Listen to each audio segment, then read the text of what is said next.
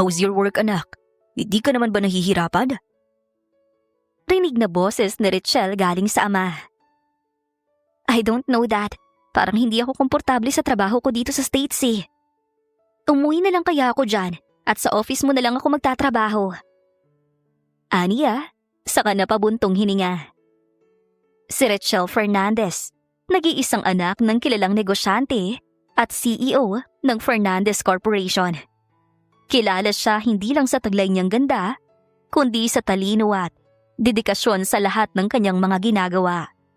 Isang unika iha na pinalaking may prinsipyo, may respeto, at higit sa lahat, may malasakit sa pamilya. Graduate siya bilang summa cum laude sa kursong accountancy at nang kumuha ng board exam, kaagad itong pumasok sa top 5. Hindi katakatakang halos pag-agawan siya ng malalaking kumpanya sa Pilipinas at maging sa ibang bansa. Kulang na lang ay hatiin siya para mapagbigyan ng lahat ng gustong kumuha sa kanya.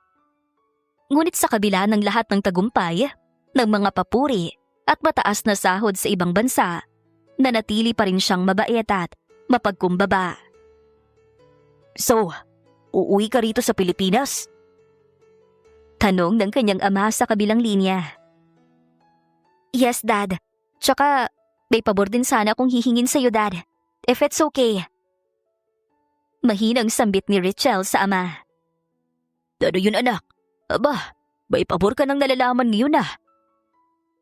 Natatawa pang saad ng ama niya. I want to work at the company, Dad. Of course you can, anak. Wala problema sa akin yun. But as a janitress po, Dad, okay lang naman sa'yo, di ba? May bahid pang bungis-ngi sa pagkakasabi ni Richelle sa ama. Sigurado ka ba sa desisyon mong yan, anak? Di ba't parang ang baba ng janitress sa posisyon mo? Isa pa, baka mahirapan ka niyan. Hindi na pinatuloy ni Richelle sa pagsasalita ang kanyang ama dahil inunahan niya na ito. I want to work, Dad, and I want to start from scratch. Gusto kong makilala ang mga tao nagtatrabaho sa kumpanya natin. I want to know them, kung sino sa kanilang totoong empleyado. So, if you let me, Dad. Sige anak, kung yan talaga ang gusto mo, hindi na kita pipigilan kung yan ang ikabubuti para sa'yo at sa kumpanya. Pumapayag ako. Mahinahong sagot ng ama niya. Thank you, Dad. Uuwi ako next week po. Nagpabook po kasi ako ng ticket. I'll surprise you, Dad, when I get there. Sambit nito sa kabilang linya na naririnig pa ng ama ang mahihina nitong tawa. Pagkababa ng tawag, kaagad na bumalik si Richelle sa kanyang silid. Kinuha niyang maleta mula sa ilalim ng kama at isa-isang inilagay ang mga gamit at kanyang mga damit. Mabilis ding lumipas ang oras. Makalipas ang 1 linggo, nakauwi na rin si Richelle sa Pilipinas. Hindi niya kaagad ipinaalam sa ama ang kanyang pagdating. Nais niya kasi itong sorpresahin. Gusto niyang makita ang reaksyon nito sa kanyang biglaang pagbabalik. At personal niyang marinig ang masayang tawa ng ama sa muling pagkikita nila. Surprise, Dad! Malakas na sigaw ni Richelle, sabay yakap sa likuran ng ama na abalang-abala sa pagbubukas ng mga dokumento sa kanyang mesa. Oh, anak! Nakauwi ka na pala nang hindi nagsasabi sa akin. You really love surprises, ha? Gulat nitong saad. I told you, I'll surprise you, Dad. Napangiti si Richelle at muling niyakap ang ama. Mahigpit na, parang ayaw ng pakawalan. Siguro, excited ka lang magtrabaho sa kumpanya. Pero hindi magiging madali ang pinili mong posisyon, anak. Sigurado ka ba talaga dito? Balik na tanong ng kanyang ama. And I told you, Dad, sigurado na po talaga ako. You don't have to worry about me po. I can handle this. Panatag namang sagot ni Richelle sa kanyang ama. Oo siya, uuwi na rin ang mom mo. Let's have a dinner to your favorite restaurant. Alam kong, na-miss mo na kaming kasama sa dinner. Saad ng kanyang ama. Oo nga po, Dad. Iba pa rin talaga kapag kumpleto tayo. Sobrang na-miss ko to. Yung simpleng sabay-sabay tayong kakain. Aniya, matapos mag-usap ng mag-ama, Hindi na nila namalayan ang oras. Gumagabi na pala. Kaya naman, dumiretso na sila sa kumpanya upang sunduin ang ina ni Rachel at kaagad na nagtungo sa paborito nitong restaurant. Akala ko hindi ka na uuwi na Pilipinas, anak eh. Bungad na sambit ng kanyang ina nang makaupo na sila ng upuan. I want to work at the company, Mom. As a janitress. Bungis-ngis pa ni Rachel rito. Ano? Sigurado ka ba, anak? Janitress talaga? Yan ang pinakamababang posisyon. Sigurado ka bang hindi ka mahihirapan niyan? Sunod-sunod na tanong ng ina sa kanya. Umiling lamang si Rachel at tumawa. Don't worry, Ma'am. I'll be fine. Malaki na kaya ako. Isa pa, I can handle the job. Magiging okay rin ako sa pagiging janitress. So, kumusta naman kayo, Ma'am? Dad? We've been fine, anak. Medyo busy lang talaga kami ng dad mo sa kumpanya. Ano palang dahilan bakit gusto mo maging janitress instead of being a cooperating CEO? Kuryosong tanong ng kanyang ina sa kanya. I want to get to know our company, Ma'am, especially the employees. If who's true and who's not. Simply knowing them, their motives, kung bakit sila nagtatrabaho sa kumpanya. Sagot naman ni Rachel. That's my girl. Puri naman ang kanyang ama sa kanya. Not a girl anymore, Dad. I'm grown up already. Nguso ni Rachel na parang nagtatampo pa. Ganap na kasing babae ang anak natin, Han. Pero kung makanguso, parang bata pa. Biro pa ng kanyang ina. Basta, Ma'am, Dad, ayun lang po. Kailan po pala ako pwede magtrabaho? Tanong ni Rachel habang kumakain. Pwede ka na magsimula bukas. Really, Dad? I would love to start working at the company. At syempre, bibili pa ako ng damit na pang janitress para hindi ako magmukhang mayaman tingnan. Di ba, Dad? Of course, anak. Let's eat. Baka lalamig na tong food na in-order natin. I'm already eating, Dad. Kanina pa ako gutom. Natatawa na lamang na sambit ni Rachel at nagpatuloy sa pagkain. Kinabukasan, maaga nang nagising si Rachel. Excited na rin kasi siyang magtrabaho bilang janitress. Nagpabili na rin kasi siya ng damit kaya wala na naging problema. Maaga rin siyang naghanda ng almusal para sa kanyang mga magulang. Nang matapos siya, nag-ayos na kaagad siya ng sarili at isinuot na ang kanyang uniform. Sinuklay ng maayos ang buhok at nagsuot ng simpleng hikaw na regalo ng kanyang ina noong siya'y graduate. Mom, I'll go first at the company. Dapat ro kasi maagang mga janitress eh. Bye, Mom and Dad! Sabay halik ni Rachel sa mga magulang at tuluyan ng lumabas ng bahay at nagtungo sa kumpanya. Take care, anak! Saad naman ang kanyang ama. Ilang saglit pa, nakarating na si Rachel sa kumpanya. Pagtanaw niya pa lang sa building, kaagad na siyang napabuntong hininga. This is it. Mahinang bulong ni Rachel sa kanyang sarili bago pa pumasok sa building. Pagkarating niya sa loob ng building, kaagad na niyang kinausap ang staff para sa pagpirma ng attendance niya sa kanyang trabaho. Pagkatapos ay nag-umpisa na siya. Sa may CR po ba ako maglilinis, Ma'am? Tanong pa niya sa staff. Yes, Ma'am. Lumiko lang po kayo sa may gilid. Makikita niyo na kaagad ang CR. Pagkatapos yung maglinis sa CR, sa basement naman po kayo, Ma'am. Salamat. Noted po, Ma'am. Ani Rachel, saka nagtungo na sa itinurong direksyon ng staff sa kanya. Habang naglalakad siya patungo sa CR, narinig niya ang iilang mga bulong-bulungan ng mga empleyado. Mga reklamo nito. Kaya napaisip si Rachel na medyo nagbago na pala ang ugali ng mga nagtatrabaho sa kanyang kumpanya. Magandang umaga po, Ma'am. Bati ni Rachel nang nagsilabasa na ang mga empleyado sa CR na nililinisan niya. Oh my gosh! Who are you? Bagong janitress ka ba rito? May halong iritang tanong ng isang babaeng nakasuot ng fitted blazer. May hawak na tumbler ng kape at tila kararating lang mula sa elevator. Si Mira. Yes po, Ma'am. Magalang na tugon ni Rachel at bahagyang yumuko bilang respeto. Make sure to make linis ng CR Ang rumi-rumi kasi. Hindi marunong ang dating janitress dito. Grabe, nakakatromang gumamit ng comfort room na parang sa public market. Sunod-sunod na reklamo ni Mira habang tinitingnan siya mula ulo hanggang paa. At please, huwag mo rin kalimutang punasan ng salamin, okay? Gusto ko, nakikita kong reflection ko ng malinaw. At yung floor tiles, gusto ko kumikinang. Kung pwede lang, pati amoy dapat amoy hotel. Gets mo? Si Mira Celeste, sekretarya ng kumpanya at kilalang mataray, maldita at ubod ng kaartehan. Hindi siya basta-basta nagpapatalo sa fashion. Laging pulido ang ayos, mula sa kanyang high ponytail hanggang sa mamahaling sapatos. Sa bawat lakad niya, tila parang nasusunod lahat. Tahimik lang si Rachel habang nakikinig sa mga sinabi nito. Baguhan pa lamang siya at ayaw niyang makasagupa kaagad ng gulo. Kahit may kaba sa loob dahil sa paraan ng pakikitungo ng babae sa kanya, pinilit niyang ngumiti. Opo ma'am, aayusin ko po ang lahat. Sagot niya ng mahinahon, ngunit may determinasyon. Napataas ang kilay si Mira at tumikim. Good, dapat lang, kasi kung hindi, magsusumbong talaga ako kay Sir Rayson. Gets?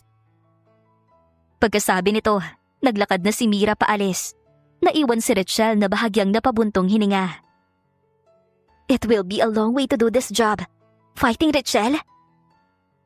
Sambit at cheer niya na lamang sa kanyang sarili. Natapos din ang isang araw ng pagtatrabaho ni Rachel sa kumpanya nila. Bagamat pagod at pawisan, magaan pa rin sa loob niya ang matapos ang unang araw ng maayos. Inasahan na rin niya na hindi magiging madali ang tungkulin niya bilang janitress. Lalo pat, bago siya at hindi pa niya kabisado ang maging isang janitress. Pati na rin ang ugali ng mga empleyado. Mukhang mapapasubok talaga siya. Lalo na't may mga taong katulad ni Mira na kaagad siyang hinusgahan at minamaliit. Ngunit sa kabila ng lahat, pinangahawakan pa rin ni Rachel ang dahilan kung bakit siya nagtatrabaho. Ang makilala ang lahat ng empleyado sa sariling kumpanya. Kinaumagahan, nagising at pumasok ulit si Rachel ng maaga sa trabaho. Kaagad na rin naglinis sa hallway si Rachel. Binati niya ang mga iilang empleyado roon at naging maayos naman ang pakikitungo nila sa kanya. Habang nagmamap si Rachel sa hallway papuntang conference room, nang abala na siya sa pagtanggal ng mga tuyong dumi sa sahig, dahil na rin sa naging focus na siya, hindi niya napansin na may dumaang lalaki sa likuran niya. Sa isang maling galaw ng mop, bigla itong dumulas at tumalsik ang tubig diretso sa suot na slacks ng lalaking kakapasok pa lamang sa hallway. Ay, hala, sorry po! Gulat na sigaw ni Rachel at kaagad na iniangat ang mop at humawak sa panyo para sana punasan ng natalsikan na lalaki. Napalingon naman ang lalaki. Matangkad ito, naka-long sleeves na puti at may dalang folder sa kamay. Halatang galing pa sa meeting at mukhang hindi sanay sa ganitong mga aberya. Seriously? Are you even watching? Malamig pero hindi pa sigaw na tono ng lalaki habang tinitingnan ang basa niyang pantalon. Namutla si Rachel. Pasensya na po talaga sir, hindi ko po kayo nakita. Ako na po maglilinis niyan. Ako na po sorry talaga. I'll fire you for doing this. Isa ka lang janitress at may gana ka pang dumihan ang damit ko. Alam mo bang, maya attendan pa akong meeting after this. Tapos, nadumihan mo lang ang damit ko? Sermon ng lalaki sa kanya. Malakas na tipong pinagtitinginan na sila ng ibang tao na naroon sa hallway. Naku, ginalit niya yata si Sir Rayson. Lagot tong bagong janitress na to. Baka matanggal pa. Rinig pang bulong ni Rachel sa isang empleyado sa kanyang likuran. Napalunok si Rachel at bahagyang yumuko. Pilit itinatago ang pamumula ng kanyang muka. Hindi dahil sa hiyalang, kundi pati na rin sa kaba. Pasensya na po Sir Rayson, hindi ko po talaga sinasadya. Ako na pong bahala. Papalitan ko po ang damit yung kung kinakailangan. Mahina, ngunit senserong sabi niya. Halos mangiyak-ngiyak na. Ngunit sa halip na kumalma, Lalong pang nagtaas ng boses si Sir Rayson. Papalitan? Sa tingin mo, ba'y kaya kang ipalit sa designer suit na to? Sa sahod mo? Pasigaw niyang tanong, dahilan para mas lalo silang pagpiestahan ng mga mata sa paligid si Richelle. Gusto nang maiyak ni Richelle, pero pinigilan niya. Hindi siya pwedeng umiyak, hindi sa harap ng lahat, hindi sa unang linggo pa lang ng kanyang trabaho. Pasensya na po talaga, sir. Babayaran ko po ng paunti-unti. Mahina na lamang niyang sambit. Wag na, baka malasing pa ako ng husto sa'yo. Wag ka na magpapakita sa akin. Naging tunog banta pa ng lalaki sa kanya. Pasensya na po talaga, sir. Saka yumuko na si Richelle at unti-unting pinagmamasdan ng lalaking masungit na naglakad papuntang opisina. Pagkatapos ng duty ni Richelle, ay kaagad naman siyang umuwi. Pagod ito at mabilis na napaupo sa sofa sa sala. How's my baby? Mukhang pagod yata. Bungad ng kanyang ama habang hawak ang isang tasa ng kape. A little bit tired, Dad. Sagot ni Richelle sabay hinga ng malalim. Dad, how long have you known someone named Rayson? I literally messed a while ago. Nabuhusan at natalsikan ko siya ng tubig habang nagmamap ako kanina sa hallway. And he just exploded. Dagdag pa niya. Napakunot ang noo ng kanyang ama. Rayson? Anong meron sa kanya? Maybe, Dad. You mean, Rayson Silas ba, anak? Ulit pang tanong ng kanyang ama. Siguro, Dad, siya lang yung Rayson? Nagbuntong hininga ang ama niya sa katumango. Well, he's the cooperating manager, anak, ng buong kumpanya. Isa rin siya sa mga decision makers pagdating sa mga projects or concepts ng kumpanya. Kilala si Rayson Silas bilang isa sa pinakamasungit at pinakakilalang cooperating manager sa kumpanya nila Richelle. Hindi lang dahil sa kanyang tabas na pananalita at malamig na personalidad, kundi pati na rin sa kanyang pagiging perfectionist pagdating sa trabaho. Isa siyang taong hindi basta-basta napapalapit sa iba o nakikipag-close. At kadalasan ay kinatatakutan ng mga empleyado, lalo na ng mga baguhan. Oh, I don't think his position doesn't suit him, Dad.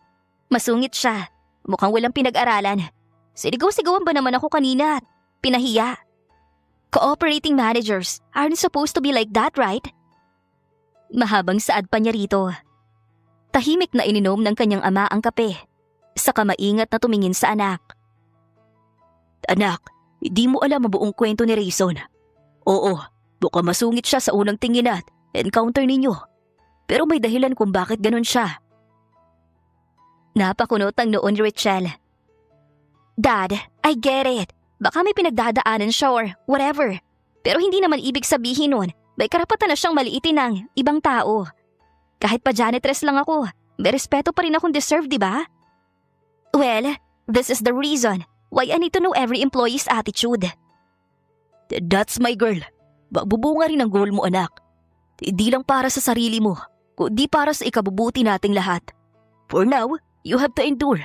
Lalo na't ang tingin nila sa iyo ay janitress, okay? Tumango na lang din si Richelle saka nagtungo sa kusina para kumain. Pagkatapos ay nagpunta na siya sa kanyang sariling kwarto para makapagpahinga. Lumipas ang isang linggo, naging maayos naman ang kanyang naging trabaho bilang isang janitress.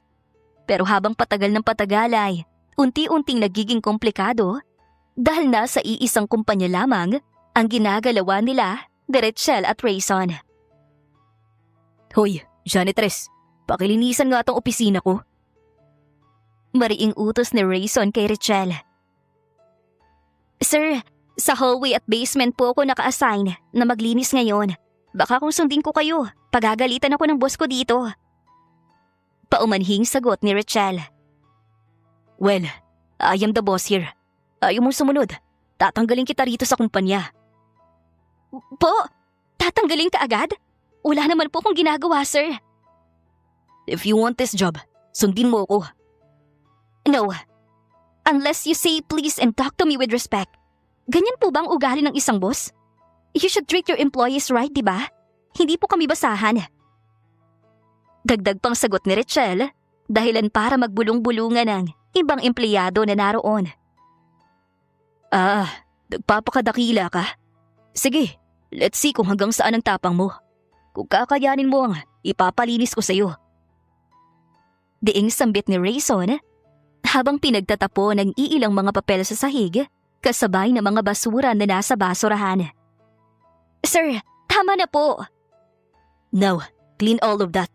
If you can't, you are fired. No choice na lang si Rachel kundi sundin ang pinag-uutos ni Rayson. Mahirap na, baka matanggal pa siya sa trabaho. Kaka 1 week niya pa lang naman. Oh, you're still here? Hindi ka pa ba tapos maglinis? Sarkastikong tanong ni Rayson habang naglalakad sa hallway. Bit-bit ang kanyang laptop at bag. May ngising nakakaloko pa sa kanyang labi. Too bad. Everybody's out. Linis well, janitress. Hindi naman na masyadong umimik si Rachel. Tumigil siya saglit sa pagwawalis at tumingin kay Rayson. Ngunit, pinapanatili pa ring magalang ang tono ng boses. Okay lang naman po ako na. Ako na lang ang natira, sir. Mas mabilis po kung matatapos kapag wala ng ibang tao sa paligid. Walang istorbo at walang pakalat-kalat. Napangiwi si Rayson sa sagot niya. Halatang hindi inaasahan ng kalmadong tugon nito. Talaga lang So ako, istorbo na ngayon? May halong inis sa kanyang labi. Wala kaya akong sinasabi. Galing po yan sa inyo, sir, Tipid na sagot ni Rachel na mas ikinainis nito. Whatever. Basta linisin mong lahat ng kalat dito. Kapag bukas marumi pa, you are fired.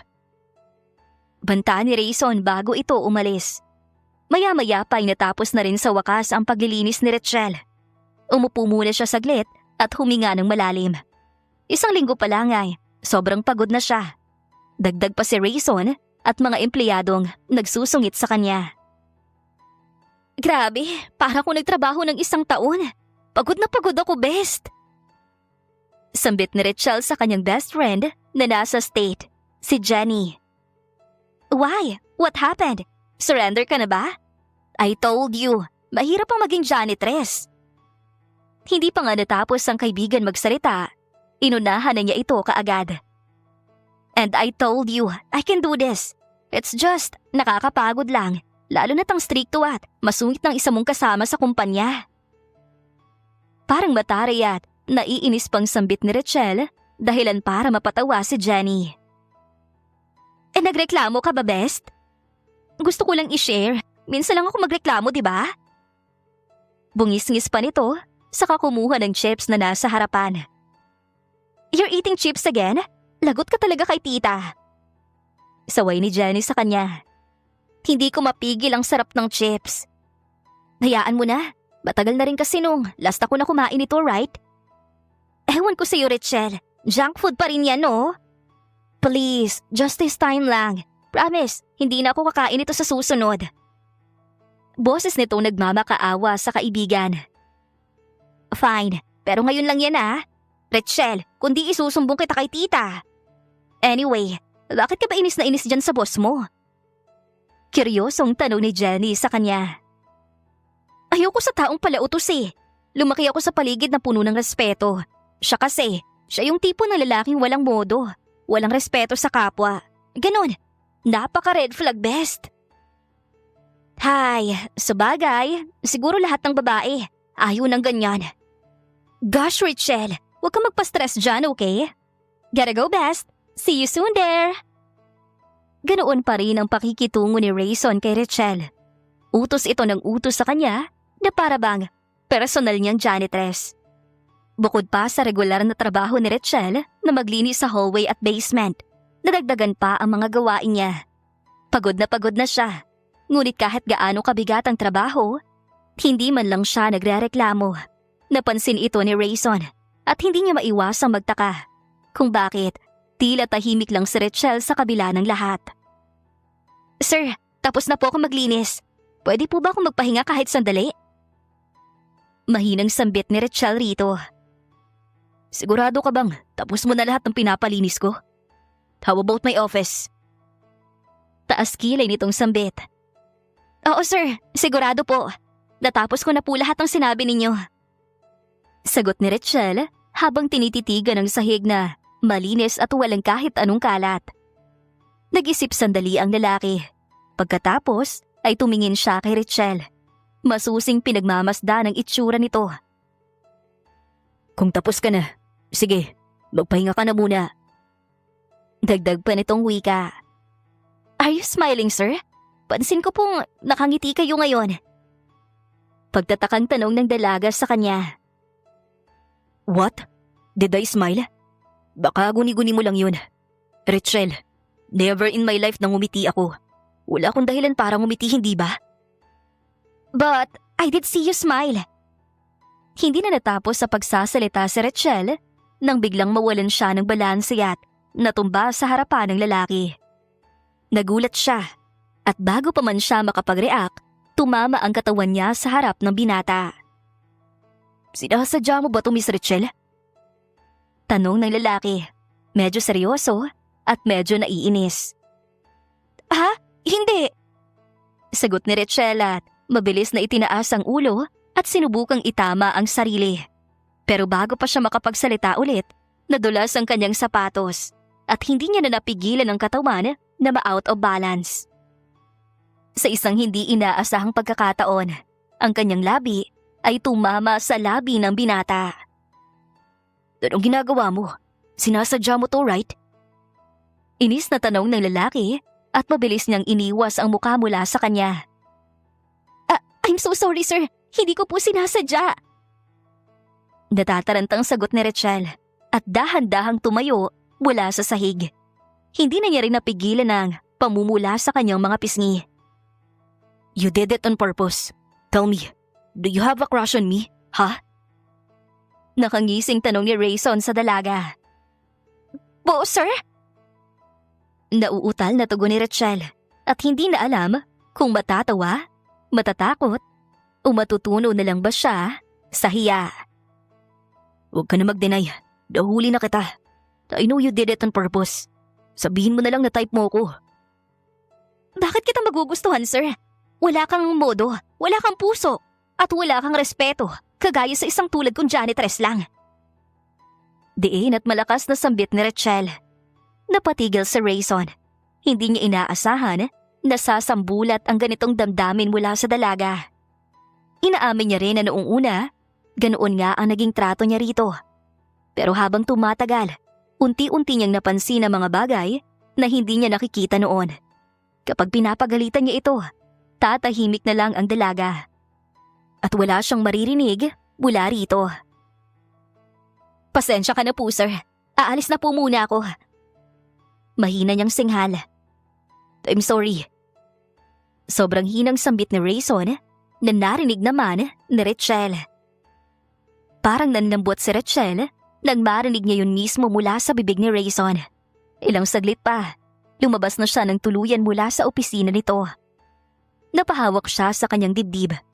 Mabilis ang tibok ng kanyang puso. Hindi niya rin inaasahan na ang unang halik na mararanasan niya ay mula kay Rayson. At higit sa lahat, hindi niya ito gusto. Palabas na sana ng hallway si Rachel para bumili ng maiinom nang biglang tinawag ni Mira ang kanyang pangalan. Hey, you janitress! Where do you think you're going, ha? Maglilinis ka pa rito. Sabay tapo ni Mira ng iniinom niyang milk tea sa sahig ng hallway. Mama? Ani Rachel, napabuntong hininga na lamang habang pinipigilan ang sarili. Oops, natapon ko yatang iniinom ko. Sorry not sorry, pero kailangan mong linisin yan. Mataray na sabi ni Mira, sabay tawa kasama ang kanyang mga kaibigan. Napayuko na lamang si Rachel. Ramdam niya nagiinit na ang kanyang pisngi. Hindi dahil sa hiya, kundi sa sakit at inis na pinipilit niyang lunukin. Hindi siya sanay sa ganitong klase ng trato, pero kailangan niyang magtiis. Kailangan niyang trabahong ito para sa ikabubuti ng kanilang kumpanya. Lumapit na lamang siya at pinulutang itinapong cup ni Mira. Kinuha niyang map na nasa tabi at tahimik na nilinis ang natapong inumin. Habang naglalakad pabalik si Mira at ang barkada nito, hindi niya napigilang mapatingin sa kanilang palayo. When will you learn, Mira? Kahit isang empleyado dito, pare-pareho lang. Walang pinagkakaiba. Sana man lang ay may natira pang may mabuting kalooban. Mahinang bulong niya sa kanyang sarili. Matapos ang isang mahabang araw, ay nakauwi at nakapagpahinga na si Rachel. How's your day, anak? You look tired. Nag-aalalang tanong ng kanyang ama. I'm okay, Dad. Pero may isang bagay na gumugulo sa isip ko.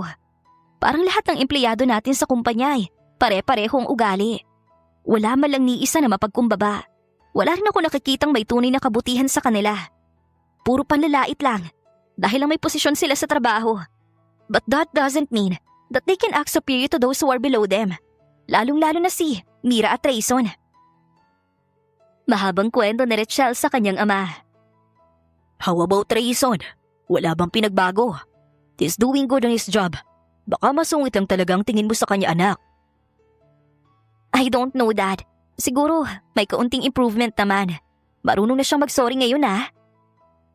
Well, that's good. At least may improvement, diba? I hope so, Dad. Sana man lang sa mga ipinapakita ko sa kanila. Mabago ko pa sila. I'm sure, anak. Patuloy ka lamang sa pagsisikap. Hindi sumuko si Rachel sa kanyang goal na mas kilalanin pa ang mga empleyado ng kanyang ama sa kumpanya. Kahit papaulit-ulit siyang isnabin, pentasan at maliitin ng iba, pinili pa rin niyang maging magalang, makinig at mapagkumbaba. Habang naglilinis ng opisina ni Rayson si Rachel, biglang lumapit ang lalaki sa kanya. Rachel, sandali lang. Tawag ni Rayson sa kanya. Anong kailangan niyo, sir? Iniiwasan mo ba ako? Ha? Wala po kong dahilan para iwasan kayo, sir. Naglilinis nga lang ako eh. Sagot niya rito. Halata namang iniiwasan mo ko eh. Was it about the kiss? If you're still thinking about that kiss, please, wag mo nang isipin yun. Kasi ano? Kasi aksidente lang yun, diba? Nawala lang yun, right? Hindi mo sinasadya. At hindi ko rin naman sinasadya. At nandala lang siguro tayo ng moment. Kaya wag na lang nating isipin. That's what you want to say? Sunod-sunod na sumbat ni Rachel sa binata. Tila naguguluhan ng binata sa mga salitang lumabas mula sa bibig ni Rachel. Kaya napahaplos na lamang siya sa kanyang muka. No, you don't get it, Rachel. Anong hindi ko gets? Aksidente nga lang, di ba? Ewan ko sa'yo, sir. Ang gulo-gulo mong kausap. Hey, I just want to apologize, okay? Hindi mo naman kailangan na umiwas sa akin. Hindi man maamin ni Rachel, pero yung puso niya, lumalambot at napapangiti. Pangalawang beses na niyang narinig si Rayson na humihingi ng tawad sa kanya. Dahil sa mga salitang yun, nagkaroon ng kaunting tuwa sa dibdib si Rachel. Oh, okay. Apology accepted. Mahina at nahihiyang sambit ni Rachel sa binata. Bakit namumula yung pisngi mo? Bailagnat ka ba? Ha? Wala. Hindi ako namumula, ha? Sagot niya, pero ramdam niya ang init ng mukha niya at hindi maikakaila ang pamumula sa pisngi. Dali na ba kita sa ospital? Baka may sakit ka. Ay, wala po, sir. Maiwan ko po muna kayo. Namumulang sambit ni Rachel at basta na lamang kumaripas ng takbo palabas ng opisina nito. Para tuloy sa sabog si Rachel dahil sa sobrang bilis ng pagpintig ng kanyang puso. Hindi niya alam kung saan ibabaling ang tingin. Kaya napahawak na lamang siya ng husto sa kanyang puso. Bakit ganito? I shouldn't feel this way. Mahina niya na lamang naturan sa sarili. Nagdaan pa ang ilang araw hanggang sa nanatili siya ng isang buwan. Napansin na rin ni Mira ang kakaibang closeness ni Rachel at Rayson. Kaya naman sa mga sumunod na araw, ay tila sinadya niyang pahirapan si Rachel. Janitress, linisan mo nga tong kalat ko. Sadyang itinumba ni Mira ang basurahan na nasa harapan ni Rachel. Tumango naman si Rachel. Sige po, ma'am. Pero hindi pa rin nakontento si Mira. Sinadya pa niyang sipain ang basurahan. Dahilan para tumapon ito kay Rachel at pagtawanan siya ng iba pang empleyado na naroon. Oops! Napatid yata ng paa ko. Pakilinisan na lang yan ha. Bilisan mo or you'll get fired. Fired? Sino ka sa tingin mo, Mira? Para tanggalan ng trabaho si Rachel. That's too much. Sambit ni Rayson na ikinagulat ni Mira. Kasi naman Sir Rayson, ang lampa-lampa na janitress na yan. Hindi na nagawa ng maayos ang trabaho. Dapat sa mga ganyan ay tinatanggal eh.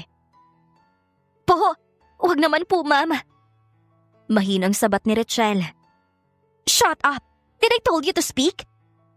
I said, that's too much. Kung ayaw mo ikaw ang tanggalin ko, Mira, mas mabuti pang tumahimik ka na lang. One more word from you, and you're fired. Walang emosyon at malamig na saad ni Rayson papunta ang opisina niya. Pasensya na po, sir. You come with me. Pero lilinisan ko pa po itong… I said, come with me. Walang ibang pagpipilian si Rachel kundi ang sumunod kay Rayson. Siya pa rin ang may pinakamataas na posisyon sa kanila. Pero kahit pumasok na si Rachel sa opisina ng lalaki, narinig pa rin niya ang malalakas na dabog mula kay Mira. I hate you, janitress. Sana matanggal ka na sa kumpanyang to. Napakasipsip! Rinig pa niyang sigaw ni Mira. Hey, don't mind Mira. Mainit lang siguro ang ulo niya ngayon dahil sa dami ng reports. She's my secretary, so I know her very well. Dating bit sa secretary with complete reports. Sambit ni Rayson na may mahinang tawa habang nauupo sa kanyang upuan. Oh, so you know her very well. Okay. Mahina na lamang natugon ni Rachel at mapaklang ngumiti. Are you jealous? Ako? Nagsiselos? At bakit ka naman tumatawa, sir? Naiilang na tanong ni Rachel sa binata. You look cute when you're defensive. Sagot ni Rayson at hindi pa rin inaalis ang ngiti sa labi. Pinagsasasabi niyo, sir. Tumigil nga po kayo. Hindi po kayo nakakatuwa eh. Pagdistansya nito at pilit na umayos. I am serious. You really look cute, okay? Naku, baka marinig ka ni Mira, sir. Baka lalo niya akong pagbuntungan ng init ng ulo niya. Napailing na lang si Rachel at bahagyang umiwas ng tingin para itago ang pamumula ng kanyang pisngi. Nagsasabi ako ng totoo, okay? Ewan ko ba, hindi ko rin alam. Pero alam mo, Rachel, I'm better when I'm with you. Parang may nagbabago sa akin kapag nandyan ka. Hindi na nagiging mainitin ang ulo ko. Hindi na ako nagiging masungit. Mas nagiging magaan ang pakiramdam ko. At higit sa lahat, natututo akong tumawa at mag-sorry. Hindi ko maipaliwanag. Pero sigurado ako, nagsimula lang lahat ng to nung dumating ka. Mahabang kwento ni Rayson sa kanya, dahilan para mamangha siya sa binata. Hindi ko alam, sir. Diyan ka na nga po. Natatarantang sagot ni Rachel sa binata habang nagmamadaling lumabas ng opisina nito. Napangisin na lang si Rayson habang pinagmamasda ng papalayong dalaga. Hindi napansin ni Rachel na may ibang nakikinig pala sa labas ng pinto. Si Mira. Galit na galit ito sa narinig. Matagal na siyang may lihim na pagtingin kay Rayson. Kaya't ang ideya na may namamagitan kina Rachel at Rayson ay tila apoy na nag-alab sa kanyang dibdib. Kailangan ka na talagang mawala sa landas ko, janitress. Bulong ni Mira sa sarili. Mahigpit ang pagkakahawak sa doorknob na tila ba pinipigil ang sarili sa pagsugod. Kinabukasan, maagang pumasok si Mira sa opisina. Tahimik at maingat siyang kumilos. Sa isang pagkakataong walang ibang tao sa paligid, kinuha niya ang service pants ng kumpanya at palihim na inilagay ito sa bag ni Rachel. Mabilis at walang bakas. Plinano niya ito ng mabuti at ngayon, wala ni isa ang nakapansin sa ginawa niya. Ilang araw pa ang lumipas hanggang sa isang emergency meeting ang biglang ipinatawag ng head manager, ang pinakamataas sa kanilang lahat. Gulat ako kagabi nang mapansin kong nawawala ng service funds. Ani Mira, pekeng pangiyak-ngiyak habang nagsasalita sa harap ng mga empleyado. Buong gabi ko tong hinahanap, pero sa kasamaang palad, nakita ko to sa bag ni Rachel. Nanlaki ang mga bata ni Rachel. Parang biglang gumuho ang mundo sa paligid niya. Ano? Ako? Hindi ko po alam ang tungkol dito. At bakit po nasa bag ko yan? Ma'am, wala po akong kinalaman dyan. Nanginginig niyang sagot. Napalingon siya kay Rayson. Nagbabaka sakaling kakampi ito. Ngunit tila malamig ang tingin ng binata. Ramdam niya ang pagdududa sa paligid. Wala ni isa ang kumikibo. Si Mira naman, kunwaring nag-aalala habang nakatayo sa gilid. Ngunit sa loob-loob niya, tagumpay siya. Huwag ka na magsinungaling pa. Nakita na ngang ebidensya, di ba? Nasa bag mo. Patuloy nito sa paiking pag-iyak. Pero hindi talaga ako si Rayson. Mahinang boses ni Richelle. Magdanakaw ka palang janitress. Baka sa susunod, tayo nang mabibiktima na yan. Ani ng mga babaeng empleyado. Janitress ka na nga, magnanakaw ka pa. Komento pa ng isa pang empleyado. Head manager, kailangan na itong mapaalis. Magnanakaw ang janitress na yan. Baka sa susunod, kami nang pagnakawan yan. Hindi po talaga ako, sir. Maniwala po kayo. Pwede naman nating tingnan sa CCTV camera, di ba? Tahimik ang buong opisina nang marinig ang suhestyon ni Richelle. Nagkatinginan ng ilan, nagbulong-bulungan at tila nagulat sa lakas ng loob niyang ipaglaban ang sarili. Pwede nating tingnan sa CCTV. Ulit niya. Ngayon ay mas buo na ang kanyang boses. Kahit nanginginig pa rin ang mga kamay niya. Napakamot sa batok si Sir Rayson. Tama siya. May CCTV nga pala sa hallway at sa storage room. Mas mabuting silipin muna natin bago tayo magdesisyon. We just can't put someone at risk. Wala pang ebidensya. Napailing si Mira. Halatang ayaw pa ring maniwala. Pero wala siyang choice. Fine. Tingnan natin kung talagang inosente yung janitress na yan. Pero sir, ang CCTV dun sa hallway, matatagalan pa raw bago makuha ang recording doon. Singit ng isang empleyado. May pag-aalala sa kanyang tono. Don't worry, basta lumabas lang ang katotohanan. Ani pa ni Rayson. Everyone, settle down. Once na makuha ng recorder ng CCTV, malalaman na rin natin ang tunay na kumuha ng service funds. For now, balik na tayo sa trabaho. Rinig nilang sambit ng head manager, saka nagsialisa na rin ang iba na naroon. Richelle, it's okay. Lalabas din ang katotohanan. Umuwi ka na lang muna ng bahay ninyo, okay? Alam kong nararamdaman mo. Don't worry. We'll fix everything. Dahil sa matinding hiya, umuwi na lamang si Richelle ng deretsahan matapos ang insidente. Hinintay niya na lang muna ang CCTV footage na lumabas pagkatapos ng 2 araw. At sa loob ng 2 araw na yon, hindi siya pumasok sa kanyang trabaho. Puro iyak at pag-iisa ang inatupag niya. Palaging nakaupo sa sulok ng kanyang kwarto at nakatingin sa kawalan. Dahil dito, kaagad napansin ng kanyang ama ang pinagdaraanan ng kanyang anak. Richelle! Mahinahong tawag ng ama habang dahan-dahang kumakatok sa pinto. Anak, ano nangyari sa'yo? Hindi ka na kumakain. Hindi ka na rin lumalabas. Wala ka bang trabaho ngayon? Alalang tanong naman ng ina niya. Hindi kaagad sumagot si Richelle. Ngunit sa ikalawang katok ng ama, napabuntong hininga siya at dahan-dahang binuksan ang pinto. Namumugto ang kanyang mga mata at halatang hindi siya nakatulog ng maayos. Dad, Mom. Mahina niyang sabi. Saka siya napaiyak at napayakap sa kanyang ama at ina. Tahimik lang siyang hinagod sa likod ng ama at niyakap ng ina habang pilit niyang pinapakalma ang sarili. Nagsisinungaling sila, Dad. Mom, inaakusahan nila akong nagnakaw kahit wala naman akong kasalanan. Bakit ganun sila? Porket janitress lang ako doon? Umiiyak niyang sambit. Humigpit ang yakap ng kanyang ama. Anak, kilala kita. Alam kong hindi mo kayang gawin yan. Don't worry, lalabas rin ang totoo. Hindi pa naman nakukuha ang CCTV record, di ba? Umiling si Richelle at pinunasan ng luha ang mata. Doon lang muling nabuhay ang pag-asa sa puso niya. Akala ko, Dad, hindi maniniwala sa akin si Rayson. Pero he defended me. At least, may isa pang naniniwala sa akin. Everything will be okay, anak. Yakap ng ina sa kanya.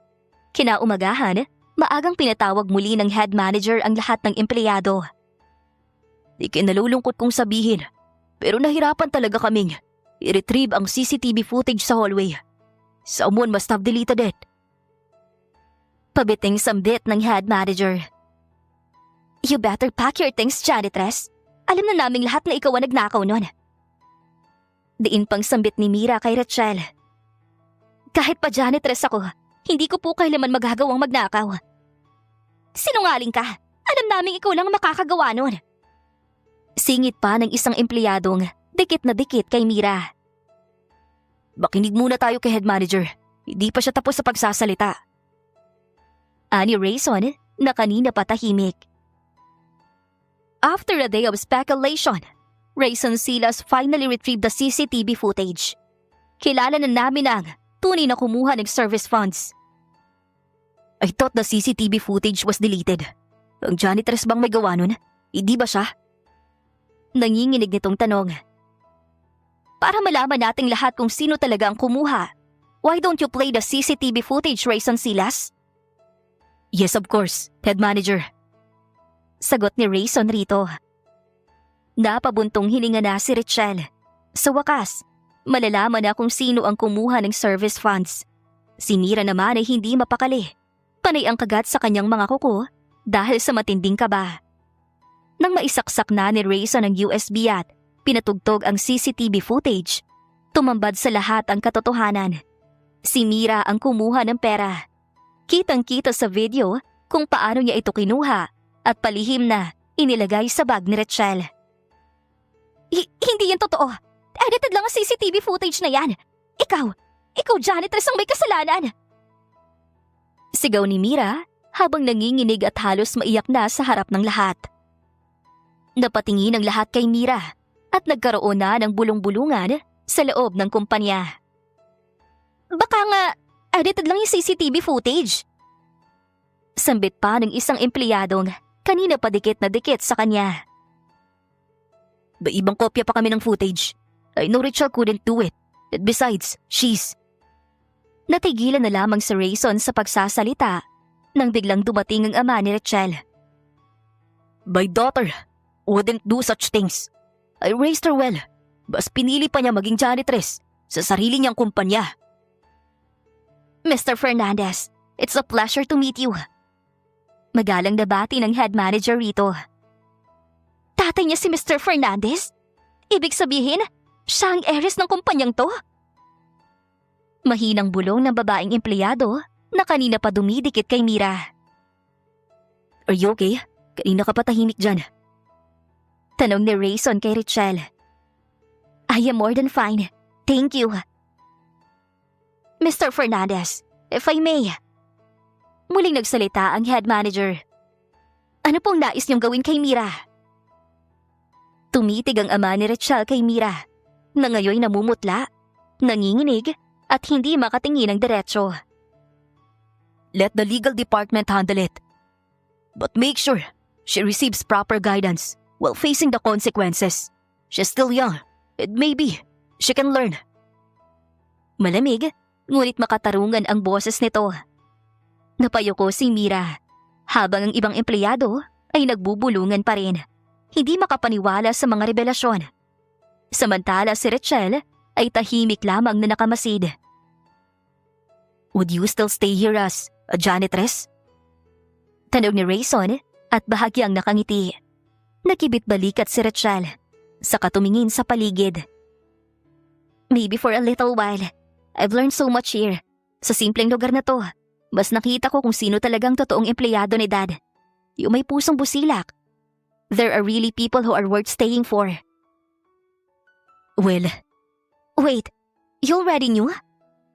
No, actually kahapon pa. Gulat nga ako na, mismong dad mo nagsabi sa akin na ikaw ang anak niya. Pero, paano mo nakontak si Dad? Kuryosong tanong nito. Siyempre kay head manager, nagtanong ako at nagpatulong na rin sa kanya.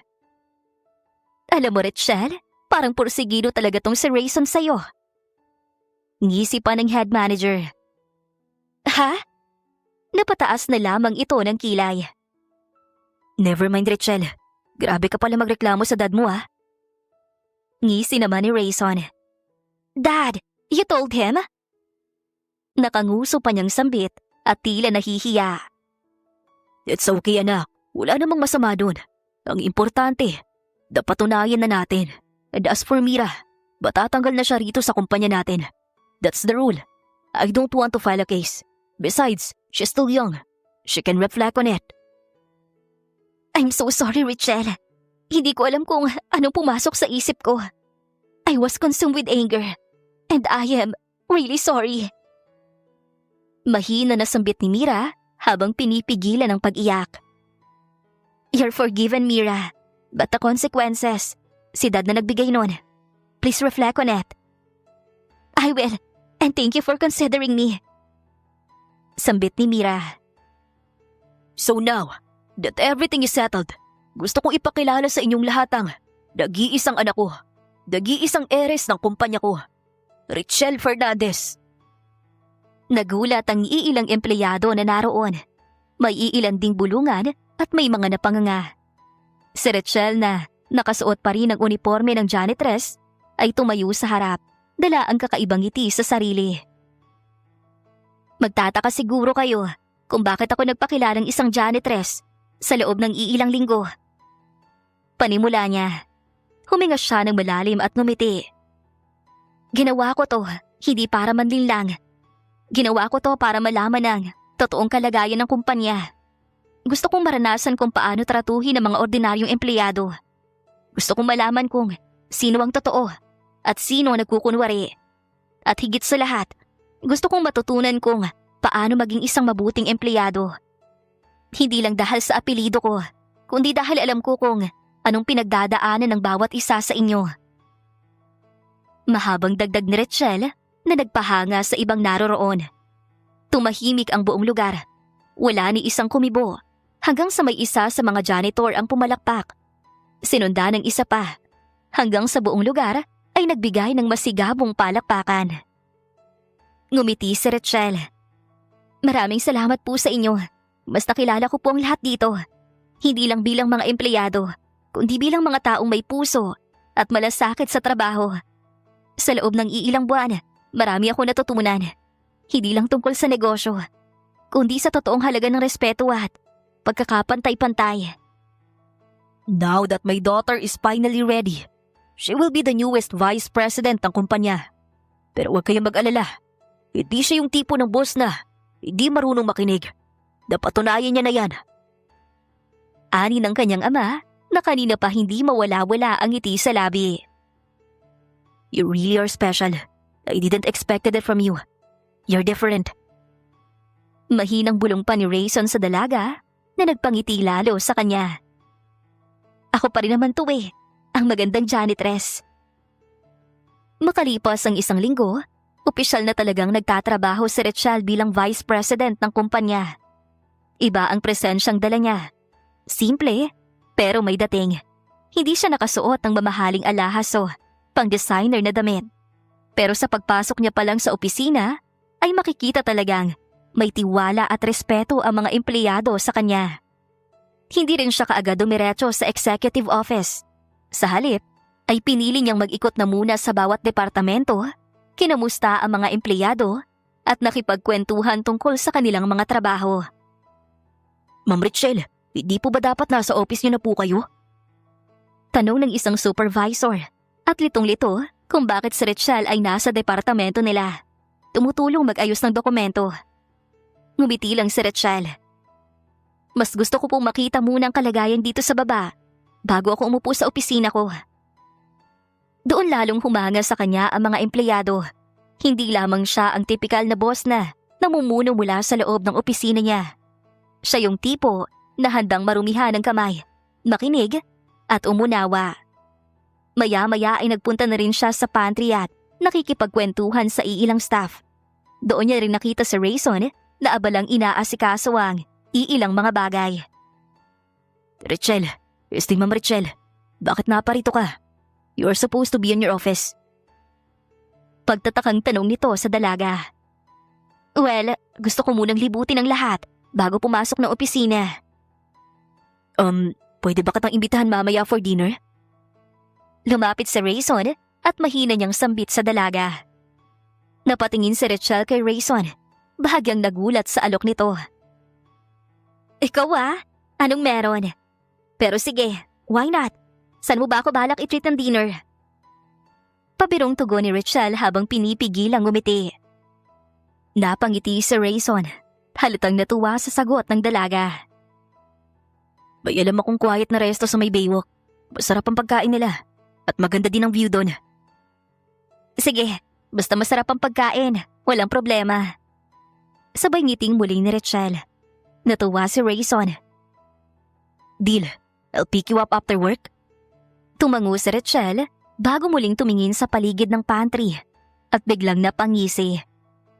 Just dinner, okay? Not a date? Okay, friendly dinner na muna. Sagot ni Rayson pero hindi niya maitago ang ngiti sa kanyang muka. Wow friendly dinner na muna. Bakit? May kasunod pa? Oo, kasalan na. Ha? What did you say? Tila gulat na sambit ni Rachel at ramdam ang pamumula ng magkabilang pisngi. Nothing, never mind.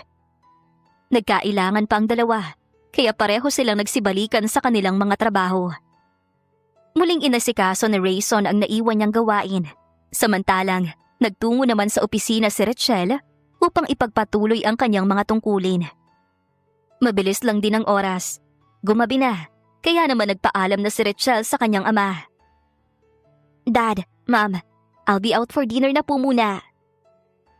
Paalam ni Rachel sa kanyang ama at ina habang isinusuksok ang cellphone sa kanyang bag. Date ba yan, anak? Tanong ng ama niya, sabay taas ng kilay at ngising may halong biro. Hindi po, Dad. Friendly dinner lang po. Mabilis na sagot ni Rachel. Pilit iniiwas ang titig ng ama. Friendly dinner? With who? Kay Rayson ba? I thought you don't like him. Parang ngayon, nagugustuhan mo na siya. Pangaasar pa ng kanyang ina habang umiinom ng kape.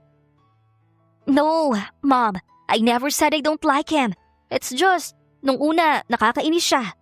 Saka Dad, hindi ko pa siya lubos na kilala eh. Depensa niya, ngunit hindi rin maitago ang bahagyang pamumula ng kanyang mga pisngi. Napangiti ang kanyang ama at bahagyang tumango. Sige, kilalanin mo pa ng mabuti. Minsan kasi, yung mga taong akala natin hindi natin gusto, sila pa palang makakasundo natin sa huli. Tahimik lang si Rachel, pero sa loob niya, alam niyang may katuwiran ng ama niya. Kinuha niya ang susi sa bag niya, at bago lumabas ng bahay, sumulyap siya muli sa kanyang ama. Mauna na po ako, Ma'am. Dad. Enjoy your friendly dinner. Diing tugo ng ama, sabay kindat. Napailing na lang si Rachel habang palihim na napangiti. Hindi na rin itinanggi sa sarili na may kakaiba na nga siyang nararamdaman para kay Rayson. Pagkatapos na masundo ni Rayson si Rachel, narating din nila ng maayos ang resto. Pagkapasok nila, agad silang inalalayan ng staff papunta sa isang mesa sa may bintana. Mula roon, tanaw ang city lights at ang malapit na ilog na kumikislap sa ilalim ng buwan. How's the view? I told you, maganda talaga rito. Panimula ni Rayson habang bahagyang umiti sa dalaga. Maganda siya. Sagot ni Rachel habang pinagmamasdan ang paligid.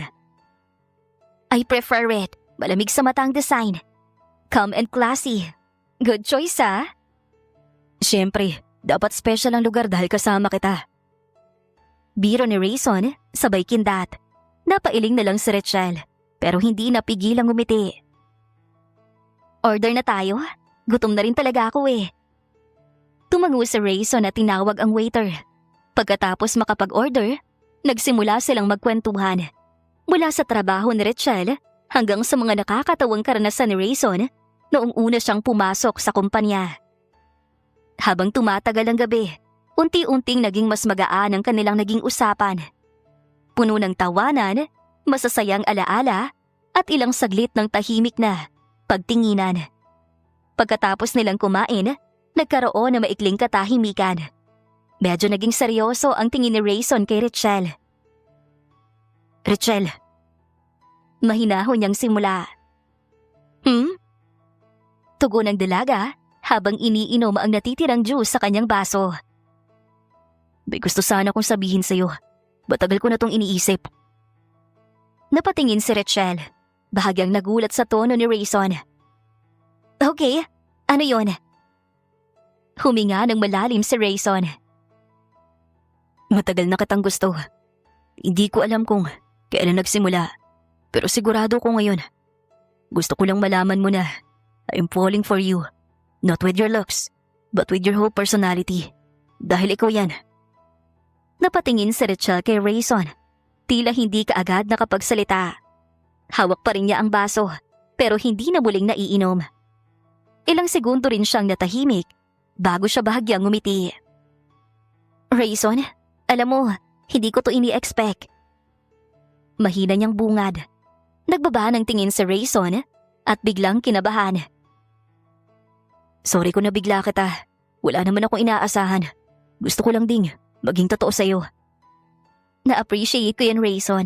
Hindi lahat ng lalaki marunong umamin ng ganyang katapang. At hindi rin lahat nakikita ang halaga ng isang babae. Hindi lang sa itsura, kundi sa kung sino siya. Dagangat muli ng tingin si Rayson kay Richelle na may bahagyang pag-asa sa mga mata. Honestly, hindi rin ako sigurado kung anong nararamdaman ko ngayon. Pero ang alam ko, masaya ako tuwing kasama kita. At gusto ko pang makilala ka ng mas mabuti. So, pwede kitang ligawan? I mean, getting to know you more. Spending more time with you. Tumango si Richelle. May halong lambing ang ngiti. Oo naman. I wanna know you more. Tila ang bilis ng mga araw hanggang sa lumipas ang 2 buwan. Sa mga lumipas na araw na yon, ay sobrang pinangalagaan ni Richelle ang kumpanya. Naging isang mabuting vice president siya. Hindi niya rin sinayang ang kanyang oras at pera. Namimigay siya ng snacks para sa mga janitress at janitor sa buong kumpanya. Pati na rin ang mga bonus para sa kanila. Kaya naman, lalong hinagaan siya ng lahat ng nasa kumpanya. Alam mo ba, si Ma'am Richelle talaga, ibang klase. Hindi lang siya basta-bastang mayaman maasikaso pa at sobrang bait. Sambit ng iisang janitress na matagal na nagtatrabaho sa kumpanya. Tama ka. Hindi lang snacks at bonus ang ibinibigay niya, kundi pati ang malasakit sa atin. Hindi siya tulad ng ibang mga boss na parang hindi tayo nakikita. Tugon ng isang janitor na naging saksi sa mga magagandang gawa ni Richelle. Oo nga, lalo na nung nagsimula siyang magbigay ng libreng pagkain para sa atin. Pagpalaing pa sana ng Panginoon si Ma'am Richelle. Dagdag pa ng janitress. Sa mga usapan nilang iyon, lalo nilang napagtanto na si Richelle ay isang inspirasyon din para sa lahat. Mula sa pinakamababa na posisyon na kanyang inumpisahan hanggang sa naging vice president. Nandito na pala si Ma'am Richelle. Bulong ng janitress sa mga kasamahan. Good morning po, Ma'am Richelle. Bati nung isang janitor. Good morning din po sa inyong lahat. Kumusta po ang tulog natin? Nakakain na ba ang lahat? Sunod-sunod na tanong ni Richelle sa mga janitress at janitor. Nakatulog po ng maayos at busog po kaming lahat, ma'am. Maraming salamat po. Mabuti naman kung ganon. Ngiti ni Richelle saka nagtungo na sa loob. Pagkapasok ni Richelle sa loob, tila napansin niyang walang katao-tao. Sakto lang naman ang pasok niya. Hindi maaga, hindi rin late. Medyo nagtataka siya. Tahimik ang paligid at ang liwanag ng ilaw ay parang medyo madilim kaysa sa normal na liwanag. Ano to? Wala bang tao rito? Bulong niya sa sarili habang dahan-dahang naglakad papasok. Paglingon niya sa kanan, biglang bumukas ang ilaw sa gitna ng silid. Bigla niyang nakita niya si Rayson, nakangiti at may hawak na bouquet ng flowers. Richelle. Tawag ni Rayson. Medyo nanginginig ang boses. Hindi na makakibo si Richelle. Naguguluhan, kinakabahan, pero kinikilig. Dahan-dahang lumapit si Rayson at nang magkalapit na siya sa dalaga, bigla itong lumuhod sa harapan niya at may kinuha mula sa bulsa, ang isang maliit na kahon. Richelle, batagal na kitang mahal. Sa bawat araw na kasama kita, lalo kong napapatunayan na ikaw ang gusto kong makasama habang buhay. Will you marry me? Halos mapaluha na si Richelle sa sandaling yon. Hindi niya inakalang magpo-propose si Rayson sa kanya. Yes! Yes! I will marry you, Rayson! Kinikilig na sigaw ni Richelle. Ilang mga empleyado na naroon sa opisina ang nagtititigan. Ang iba'y nagpapalakpakan dahil sa tuwa at may ilan pang hindi napigilang ngumiti at kiligin. Sana all na lang talaga! Rinig pang tili ng isang empleyado. Tumayo si Rayson mula sa pagkakaluhod. Hawak pa rin ang kamay ni Richelle. Tinitigan niya ito ng buong lambing. Para bang sa kanya lang umiikot ang mundo sa mga sandaling yon. Thank you, Richelle. I couldn't ask for more. We started by getting to know each other. And eventually, we became a couple. And now, here I am. Finally proposing to you. Magpakasal na tayo, love. Malambing niyang sabi. Sobrang saya ng araw na yon. Hindi maipagkakailang. Pati ang mga empleyado ay kinikilig sa love story ng dalawa. Hapon na nang makauwi ang dalawa. Dumiretso na talaga sila sa bahay ng ama ni Richelle upang hingi ng permiso nitong pakasalan ng anak. Good evening, sir. Ma'am Fernandez. Darito po ako upang humingi ng basbas mula sa inyo. Sabi ni Rayson na puno ng respeto. Good evening din, iho. Tanong ng ina ni Richelle na may bakas ng seryosong tingin at may kasamang ngiti sa dulo ng labi. Dais ko pong maging bahagi ng pamilya ninyo. Mahal na mahal ko po si Richelle. At handa po ako na mahalin siya ng buong puso sa lahat ng aspeto ng buhay. Sa hirap at ginhawa. Gusto ko pong pakasalan ng anak ninyo. Matapang at seryosong sambit ni Rayson. Patapos ang ilang saglit ng katahimikan, nagsalita ang ama ni Richelle.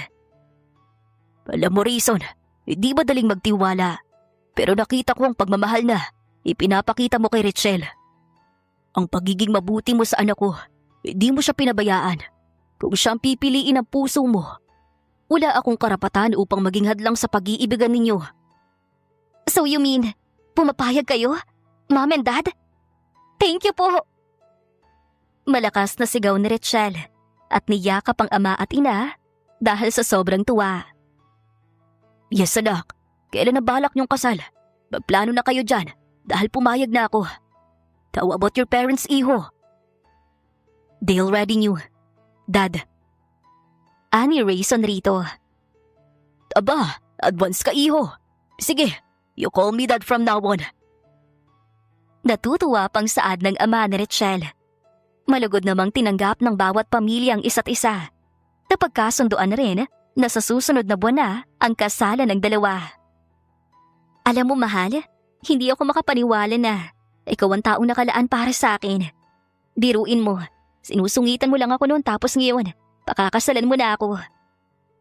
Mahinang saad ni Richelle habang kayakap si Rayson. Ako rin, mahal. Sa susunod na buwan, magiging buo na tayo. For now, let's spend the time together. Sabay halik nito sa pisngi ni Richelle. Wala silang sinayang na oras. Agad nilang inasikaso ang kanilang kasal.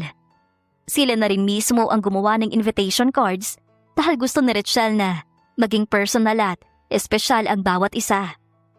Habang ang oras ay dumaraan, palapit na ng palapit ang pinakahinihintay nilang araw. Ang araw ng kanilang kasal.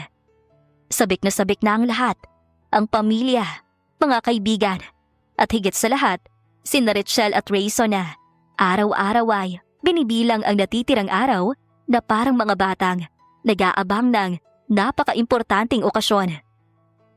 Hanggang sa dumating na rin ang inaasam nilang araw. Linggo at mismong araw na pinakahinihintay na kasal ni Richelle at Rayson. Para sa kanila, ito na ang pinaka-inaasam na araw sa kanilang buhay. Matutupad na ang pangarap ni Richelle, ang makasal sa lalaking pinakamamahal niya. Naging abala na ang dalawa. Pareho na silang inaayusan ng mga makeup artist nila.